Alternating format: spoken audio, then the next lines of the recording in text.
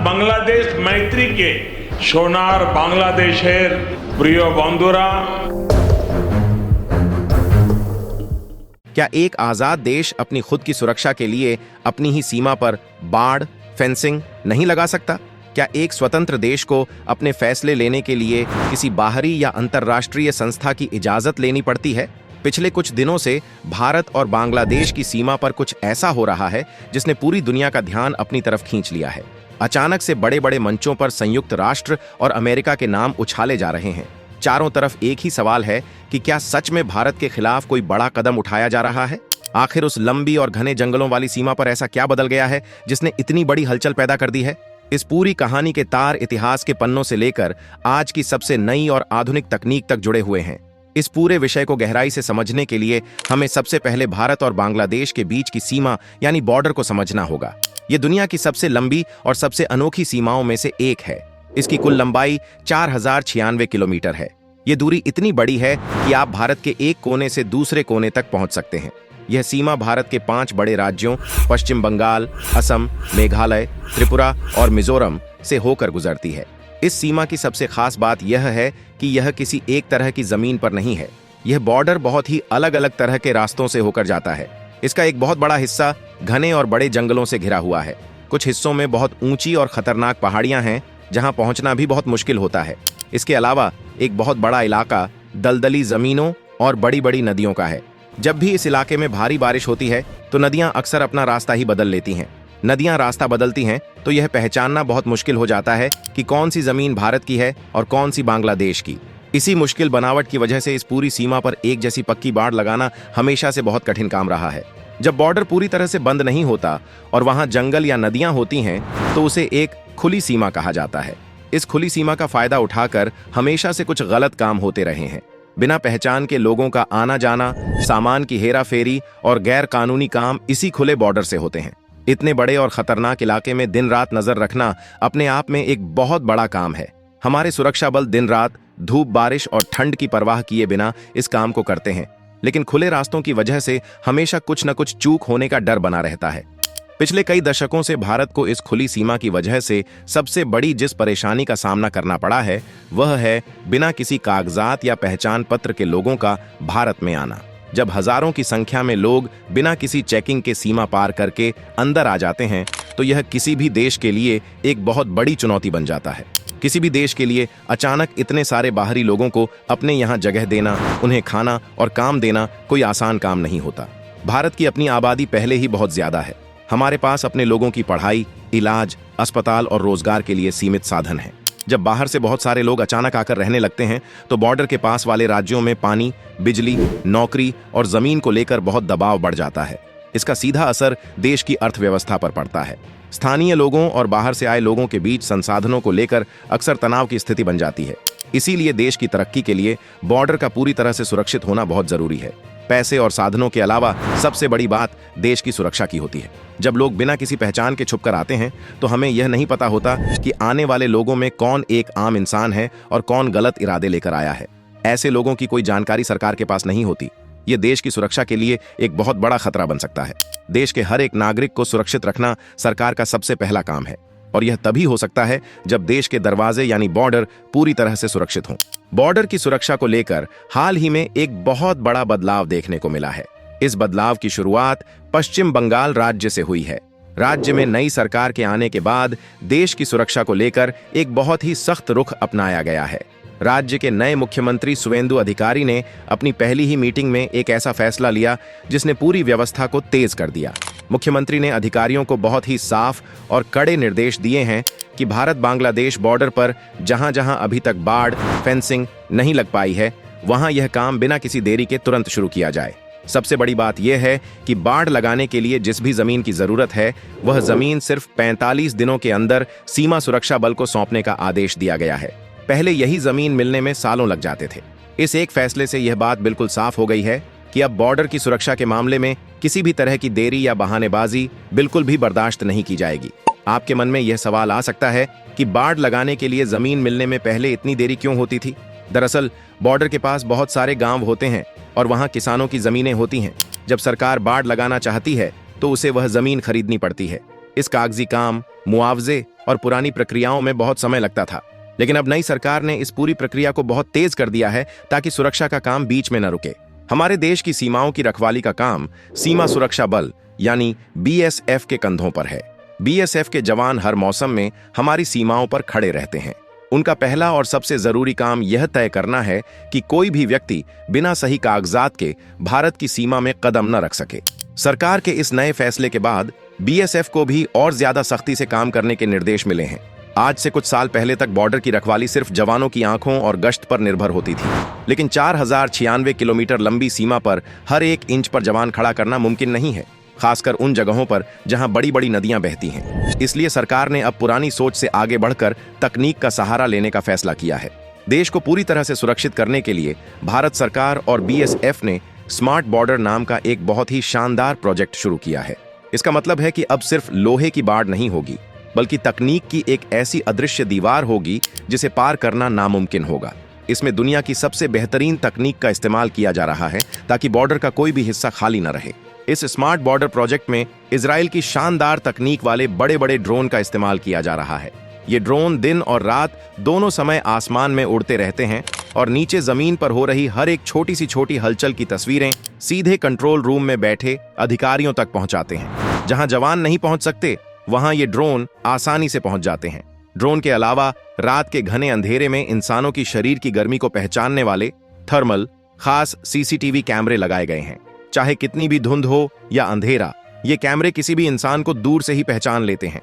इसके साथ ही जमीन के अंदर भी ऐसे सेंसर लगाए गए हैं जो किसी के भी चलने की आहट को तुरंत पकड़ लेते हैं और अलार्म बजा देते हैं।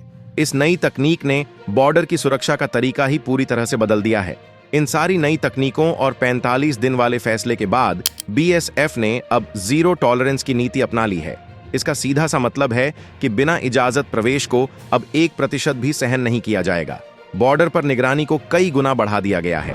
जब नई तकनीक से लोगों को छुपकर आते हुए पकड़ लिया जाता है तो बीएसएफ एक खास तरीका अपनाती है जिसे पुशबैक कहते हैं। इसका मतलब है कि बिना किसी को कोई चोट पहुंचाए उन्हें साफ चेतावनी देकर वापस उनकी ही सीमा की तरफ खदेड़ देना। हमारे जवान बहुत ही शांति और संयम के साथ यह तय कर रहे हैं कि कोई भी इंसान देश में ना घुस पाए। इस सख्ती की वजह से वो सारे पुराने और कच्चे रास्ते पूरी तरह से बंद हो गए हैं जिनका इस्तेमाल पहले होता था। जब एक देश अपनी सीमा पर इतने बड़े बदलाव करता है तो दूसरे देश का ध्यान जाना स्वाभाविक है।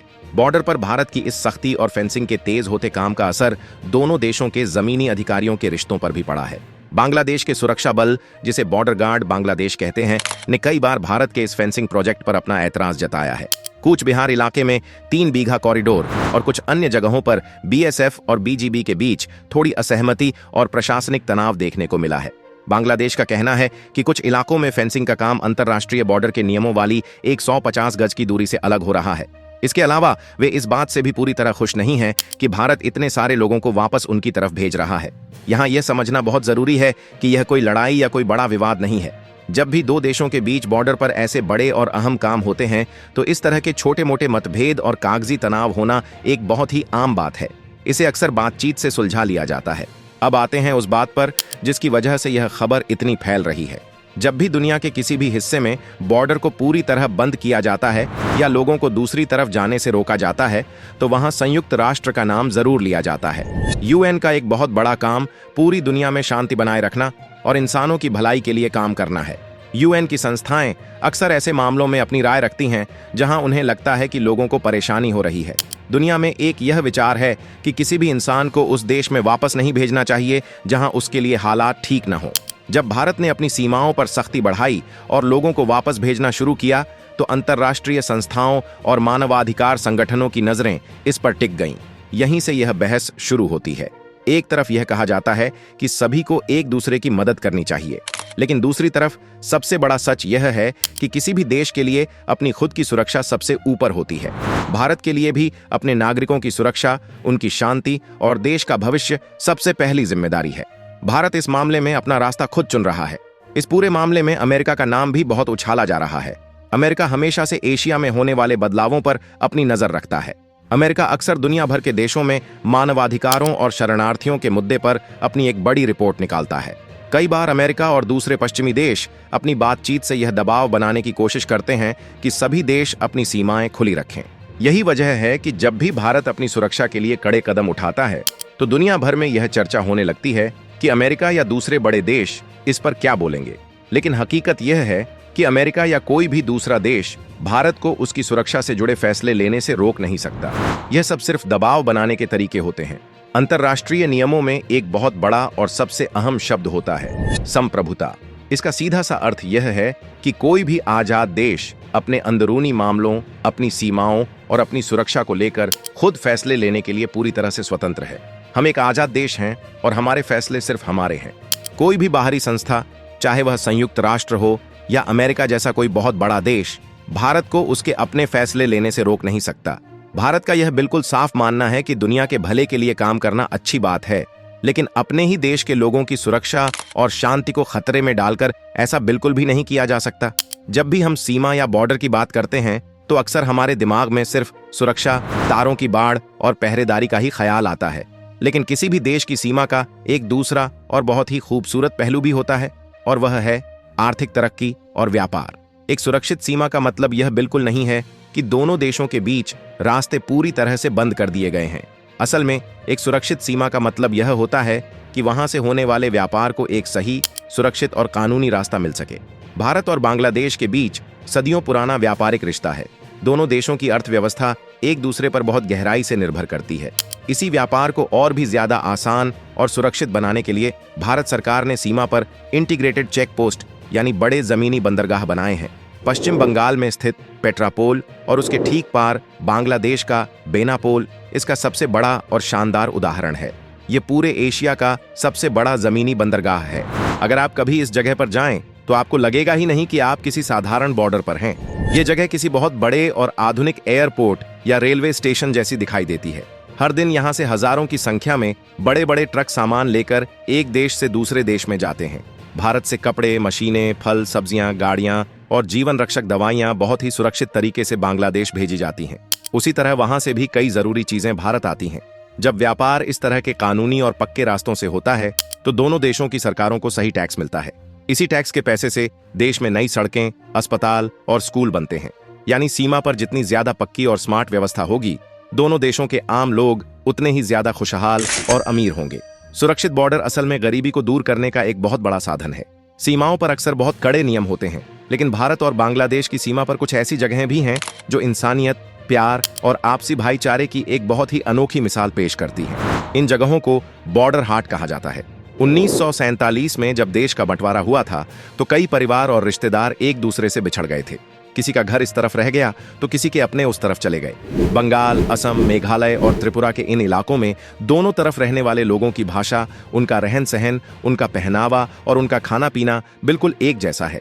इन बिछड़े हुए लोगों की भावनाओं का सम्मान करते हुए दोनों देशों की सरकारों ने एक बहुत ही शानदार पहल की। उन्होंने बिल्कुल जीरो लाइन, जहां दोनों देशों की जमीन मिलती है, पर एक खास तरह का बाजार लगाने की शुरुआत की। हफ्ते में 1 या 2 दिन लगने वाले इस बाजार की सबसे खास बात यह है कि यहाँ आने के लिए किसी भी इंसान को पासपोर्ट या वीजा जैसे कागजातों की कोई जरूरत नहीं होती। जो स्थानीय लोग सीमा के 5 किलोमीटर के दायरे में रहते हैं, वे एक विशेष कार्ड के जरिए इस बाजार में आ सकते हैं। इस बाजार का नजारा बहुत ही भावुक कर देने वाला होता है। यहाँ भारत के किसान अपने खेतों की ताजी सब्जियां, फल और मसाले लेकर आते हैं और दूसरी तरफ से लोग अपने हाथों से बुने हुए कपड़े, बर्तन और हस्तकला की चीजें लेकर आते हैं। यहाँ सिर्फ सामान का ही लेन देन नहीं होता, बल्कि लोग अपना सुख दुख भी बांटते हैं। सालों बाद जब 2 बिछड़े हुए रिश्तेदार इस बाजार में मिलते हैं तो वे साथ बैठकर चाय पीते हैं और पुरानी यादें ताजा करते हैं। हमारे सुरक्षा अधिकारी बहुत ही शांति और सम्मान के साथ इस बाजार की व्यवस्था को संभालते हैं।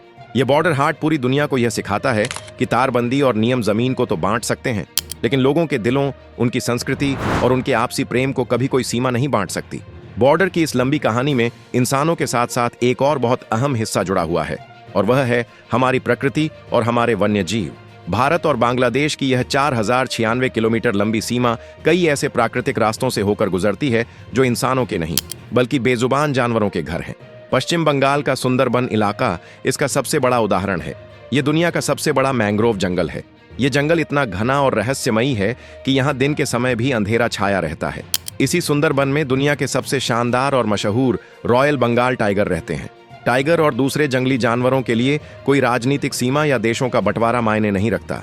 वे सदियों से इन जंगलों में एक जगह से दूसरी जगह घूमते आए हैं। इसी तरह मेघालय और असम के घने जंगलों में जंगली हाथियों के बहुत बड़े बड़े झुंड रहते हैं। हाथियों की यह आदत होती है कि वे जिस रास्ते से सैकड़ों सालों से चलते आ रहे हैं, वे अपनी आने वाली पीढ़ियों के साथ भी उसी रास्ते पर चलना पसंद करते हैं। जब सीमा पर सुरक्षा के लिए बाड़ लगाने का काम शुरू हुआ तो सरकार और सुरक्षा एजेंसियों के सामने यह एक बहुत बड़ी चुनौती थी कि सुरक्षा भी बनी रहे और इन बेजुबान जानवरों के प्राकृतिक रास्तों को कोई नुकसान भी न पहुंचे। इसके लिए बहुत ही शानदार सूझबूझ का परिचय दिया गया। पर्यावरण विशेषज्ञों की मदद से उन खास रास्तों की पहचान की गई जहां से हाथी और टाइगर सबसे ज्यादा गुजरते हैं। उन रास्तों पर लोहे की बाड़ नहीं लगाई गई, बल्कि वहां एलिफेंट कॉरिडोर यानी हाथियों के सुरक्षित गुजरने के लिए खुले रास्ते छोड़ दिए गए। उन रास्तों पर इंसान न जा सकें, इसके लिए वहां छिपे हुए कैमरे और अलार्म सेंसर लगा दिए गए हैं। जब जानवरों का झुंड आता है तो उन्हें बहुत ही शांति से अपना रास्ता पार करने दिया जाता है। यह इस बात का सबूत है कि हमारी सुरक्षा व्यवस्था सिर्फ इंसानों के लिए ही नहीं, बल्कि प्रकृति और पर्यावरण के प्रति भी पूरी तरह से संवेदनशील और जिम्मेदार है। हमारे देश की सुरक्षा के इतिहास में एक बहुत ही सुनहरा पन्ना तब जुड़ा जब सीमा पर महिला जवानों की तैनाती की गई। इन्हें महिला प्रहरी कहा जाता है। कुछ समय पहले तक सीमा की सुरक्षा का पूरा जिम्मा सिर्फ पुरुष जवानों के कंधों पर होता था। ऐसे में कई बार स्थानीय गांव की महिलाओं को अपनी बातें या अपनी परेशानियां सुरक्षा अधिकारियों को बताने में झिझक महसूस होती थी। इसके अलावा सीमा से होने वाले कुछ गलत कामों में महिलाओं का इस्तेमाल किया जाने लगा था, क्योंकि नियमों के अनुसार पुरुष अधिकारी महिलाओं की जांच नहीं कर सकते थे। इस स्थिति को बदलने और सुरक्षा को और भी ज्यादा मजबूत बनाने के लिए हमारी बहादुर महिला जवानों को सीमा पर तैनात किया गया। आज जब आप सीमावर्ती इलाकों में जाएंगे तो आप देखेंगे कि ये महिला जवान पूरे आत्मविश्वास के साथ आधुनिक उपकरणों के साथ सीमा पर अपनी ड्यूटी निभा रही हैं। इनकी मौजूदगी ने सीमा के पूरे माहौल को एक नई और सकारात्मक दिशा दी है। महिला जवानों के आने से गांव की महिलाओं के मन में सुरक्षा और विश्वास की एक बहुत गहरी भावना पैदा हुई है। अब गांव की महिलाएं अपनी किसी भी समस्या को लेकर बेझिझक इन महिला प्रहरियों के पास जाती है। ये जवान सिर्फ गश्त ही नहीं करती, बल्कि कई बार वे स्थानीय बच्चों और लड़कियों को पढ़ाने का काम भी करती हैं।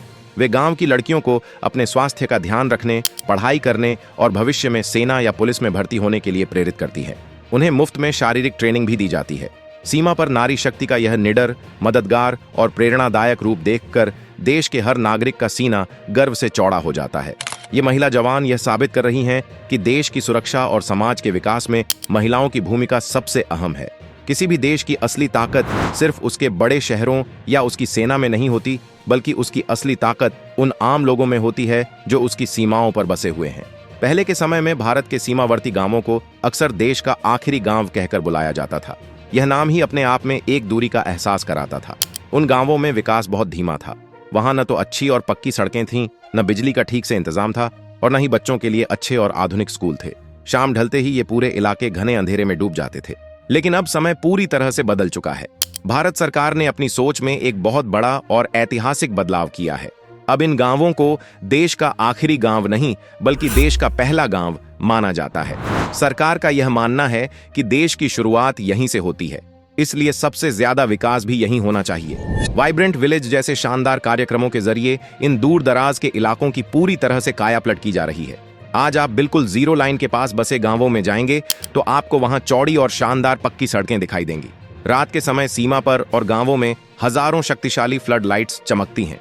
इससे न केवल हमारे जवानों को अपना काम करने में आसानी होती है, बल्कि गांव वालों को भी 24 घंटे सुरक्षा और रोशनी का लाभ मिलता है। वहां आधुनिक सुविधाओं वाले नए स्कूल खुल रहे हैं, अस्पतालों में अच्छी मशीनें लगाई जा रही हैं और बच्चों को कंप्यूटर और डिजिटल तकनीक से जोड़ा जा रहा है। ये सारा विकास इसलिए किया जा रहा है क्योंकि जब सीमा पर रहने वाला एक आम नागरिक खुशहाल होता है, उसके पास रोजगार होता है और उसके बच्चों को अच्छी शिक्षा मिलती है, तो वह खुद ही देश का सबसे बड़ा और सच्चा रक्षक बन जाता है। आज इन गांवों के लोग सुरक्षा बलों के साथ कंधे से कंधा मिलाकर चलते हैं।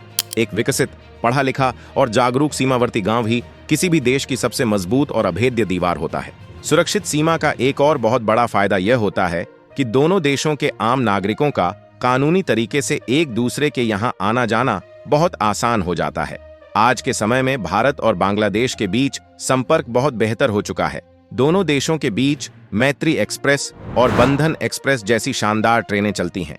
इसके अलावा बस सेवा के जरिए भी रोजाना हजारों लोग सफर करते हैं। बांग्लादेश से हर साल लाखों की संख्या में लोग कानूनी वीजा लेकर भारत आते हैं। इनमें से एक बहुत बड़ी संख्या उन लोगों की होती है जो अपना इलाज करवाने के लिए आते हैं। कोलकाता, चेन्नई, वेल्लोर और दिल्ली के बड़े बड़े अस्पतालों में बांग्लादेश के लोग बहुत ही विश्वास के साथ चिकित्सा सुविधा का लाभ उठाने आते हैं।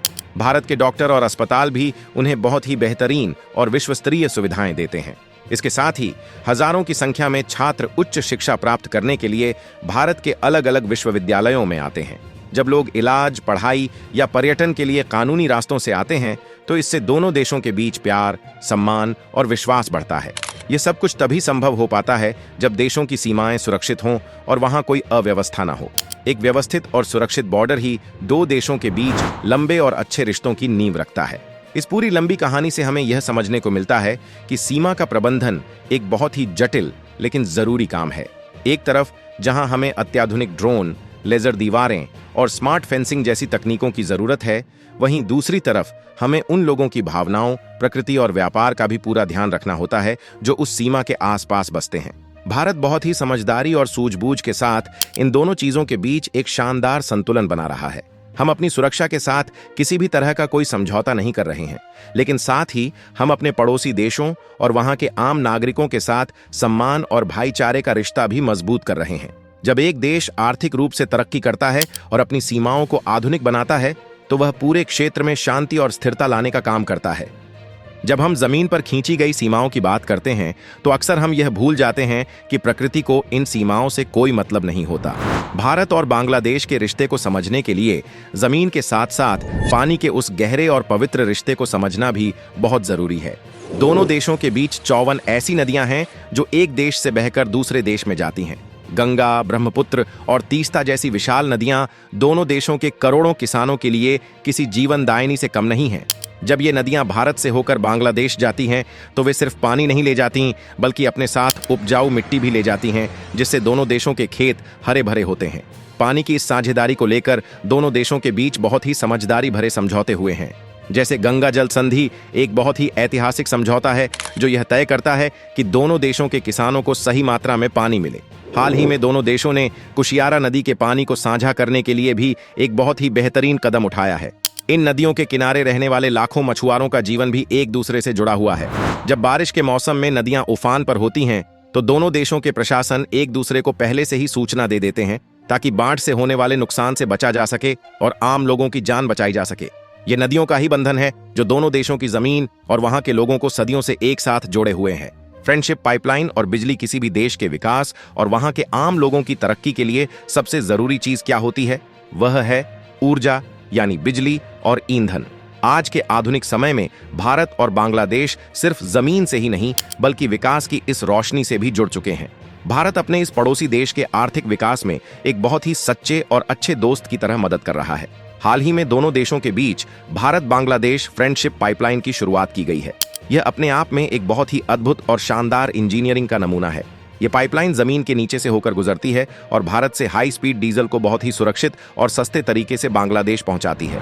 पहले यही डीजल समुद्री जहाजों और बड़े बड़े ट्रकों के जरिए भेजा जाता था, जिसमें बहुत समय लगता था और पर्यावरण को भी नुकसान होता था। लेकिन अब इस पाइपलाइन की वजह से वहां के किसानों को अपने ट्रैक्टर और मशीनें चलाने के लिए बहुत ही आसानी से और सही दाम पर ईंधन मिल रहा है। इसके अलावा बिजली के क्षेत्र में भी दोनों देश मिलकर कमाल का काम कर रहे हैं। बांग्लादेश के कई शहरों और गांवों में आज जो रोशनी है उसमें भारत का भी एक बहुत बड़ा योगदान है। भारत से बड़ी मात्रा में बिजली वहां भेजी जा रही है। दोनों देशों ने मिलकर मैत्री सुपर थर्मल पावर प्रोजेक्ट नाम का एक बहुत बड़ा बिजली घर भी तैयार किया है। जब एक पड़ोसी देश के घरों में रोशनी आती है, वहां के कारखाने चलते हैं और लोगों को रोजगार मिलता है तो पूरा का पूरा इलाका शांत और खुशहाल बन जाता है। भारत की यह दूरगामी सोच पूरे दक्षिण एशिया के लिए एक बहुत बड़ी मिसाल है। रेल और जलमार्गों का पुनर्जन्म। दूरियों को मिटाते रास्ते एक समय था जब आजादी से पहले भारत के अलग अलग हिस्सों में जाने के लिए जो ट्रेनें चलती थीं, वे उसी जमीन से होकर गुजरती थीं जो आज बांग्लादेश है। लेकिन 1965 के बाद से वे पुराने रेल रास्ते धीरे धीरे बंद हो गए। इसका सबसे बड़ा नुकसान भारत के उत्तर पूर्वी राज्यों जैसे असम, मेघालय और त्रिपुरा को हुआ। भारत के मुख्य हिस्से से इन राज्यों तक सामान पहुंचाने के लिए ट्रकों को एक बहुत ही लंबा और घुमावदार रास्ता तय करना पड़ता था, जिससे सामान बहुत महंगा हो जाता था। लेकिन अब वह पुराना और सुनहरा दौर वापस आ रहा है। भारत और बांग्लादेश मिलकर उन सभी पुराने रेल रास्तों को फिर से जिंदा कर रहे हैं। अखौरा अगरतला रेल लिंक एक ऐसा ही शानदार प्रोजेक्ट है। इस नई रेल लाइन के शुरू होने से अब भारत के उत्तर पूर्वी राज्यों का सीधा और छोटा संपर्क बाकी देश और दुनिया के साथ हो गया है। जो सफर पहले कई दिनों का होता था वह अब कुछ घंटों में सिमट गया है। सिर्फ ट्रेन ही नहीं बल्कि पानी के जहाजों के जरिए भी दोनों देश एक दूसरे के करीब आ रहे हैं। नदियों के जरिए बड़े बड़े मालवाहक जहाज अब भारत के एक हिस्से से दूसरे हिस्से में बांग्लादेश के रास्ते बहुत ही सुरक्षित तरीके से जा रहे हैं। इससे न केवल सड़कों पर ट्रैफिक कम हो रहा है बल्कि पेट्रोल डीजल की भी बचत हो रही है और पर्यावरण भी सुरक्षित रह रहा है।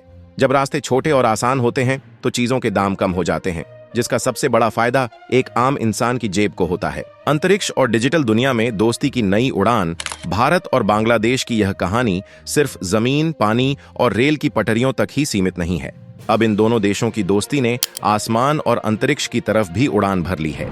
भारत दुनिया की एक बहुत बड़ी स्पेस पावर यानी अंतरिक्ष महाशक्ति बन चुका है और वह अपनी इस कामयाबी का फायदा अपने पड़ोसी देशों को भी दे रहा है। भारत ने साउथ एशिया सैटेलाइट नाम का एक बहुत ही शानदार उपग्रह अंतरिक्ष में भेजा है। इस उपग्रह का फायदा बांग्लादेश के आम लोगों को भी मिल रहा है। इसकी मदद से वहां मौसम की एकदम सही और सटीक जानकारी पहुंच रही है, जिससे वहां के मछुआरों और किसानों को तूफान या भारी बारिश से पहले ही सतर्क किया जा सकता है। इसके अलावा शिक्षा और टेलीमेडिसिन, दूर बैठकर टीवी स्क्रीन के जरिए इलाज करना के क्षेत्र में भी इस सैटेलाइट से बहुत बड़ी मदद मिल रही है। आज की दुनिया इंटरनेट की दुनिया है। दोनों देशों के युवा इंटरनेट के जरिए एक दूसरे से जुड़ रहे हैं। भारत के स्टार्टअप्स और आईटी कंपनियां बांग्लादेश के युवाओं को नई तकनीक सिखाने और डिजिटल विकास में बहुत मदद कर रही हैं। जब दोनों देशों के युवा पढ़ाई लिखाई, कंप्यूटर और तकनीक के क्षेत्र में एक साथ मिलकर काम करते हैं तो भविष्य की एक बहुत ही मजबूत और शानदार नींव तैयार होती है। डिजिटल कनेक्टिविटी आज के समय में दिलों को जोड़ने का सबसे तेज और बेहतरीन तरीका बन चुकी है। संस्कृति, खेल और कला का वह संगम जो कभी अलग नहीं हो सकता। हम राजनीति, सीमा और कूटनीति की कितनी भी बातें कर लें, लेकिन जब बात आम इंसान के दिल की आती है तो वह संस्कृति, कला और खेल से ही जुड़ता है। भारत और बांग्लादेश के बीच एक ऐसा सांस्कृतिक रिश्ता है जो दुनिया के बहुत कम देशों के बीच देखने को मिलता है। इस रिश्ते का सबसे बड़ा और पवित्र उदाहरण है गुरुदेव रविंद्रनाथ टैगोर। ये दुनिया का एक बहुत ही दुर्लभ और शायद इकलौता ऐसा उदाहरण है जहां एक ही महान कवि की लिखी हुई रचनाएं दो अलग अलग देशों का राष्ट्रगान है। जहां एक तरफ भारत जन गण मन गाकर अपने देश का सम्मान करता है, वहीं दूसरी तरफ बांग्लादेश के लोग आमार शोनार बांग्ला गाकर अपनी मातृभूमि को नमन करते हैं। यह एक ऐसी सांस्कृतिक डोर है जिसे दुनिया का कोई भी भूगोल या कोई भी नियम कभी तोड़ नहीं सकता। इसके अलावा दोनों देशों के लोगों में साहित्य, संगीत और सिनेमा को लेकर एक जैसी दीवानगी है। बंगाल के साहित्यकार और कवि दोनों ही तरफ बहुत प्यार और सम्मान के साथ पढ़े जाते हैं और जब बात आती है खेलों की, खासकर क्रिकेट की, तो दोनों देशों का जोश देखने लायक होता है। जब भी भारत और बांग्लादेश के बीच क्रिकेट का मैच होता है तो वह सिर्फ एक खेल नहीं रह जाता, बल्कि वह एक बहुत बड़ा त्योहार बन जाता है। मैदान पर चाहे कोई भी टीम जीते या हारे, लेकिन खेल भावना हमेशा दोनों देशों के दर्शकों को एक साथ बांध कर रखती है। खेल एक ऐसी भाषा है जो बिना कुछ बोले ही दो देशों के युवाओं को एक सकारात्मक और अच्छे रास्ते पर ले जाती है।